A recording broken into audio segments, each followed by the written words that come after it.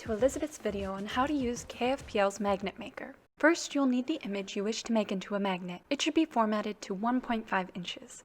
Begin by placing your image into the cutter. Center it in the way you wish to have it appear on your magnet. Now push the lever and pop out your image. Next, you're going to grab the rest of your materials. When it comes to the metal underside, make sure that you have only one picked up and that another one isn't secretly attached. You're going to need your metal underside, then your paper design, and the plastic outer covering.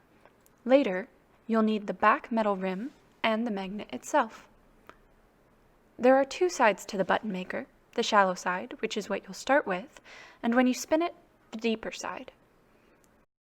In the shallow side, place the metal underside. Then your image,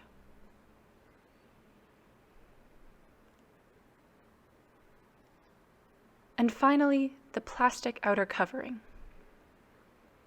Now spin the base around and pull the lever all the way down. It will be a bit resistant, so make sure you've gone all the way over. Then return the lever to its starting position. Now that you have the deeper side facing you, insert the metal rim with the groove facing up so that the magnet can then be placed within it. Now spin the base so that the shallow side is facing you again, and pull the lever all the way down once more to attach all of your components. Another spin of the base will reveal your completed magnet. Looks great, Elizabeth. Happy making, everyone.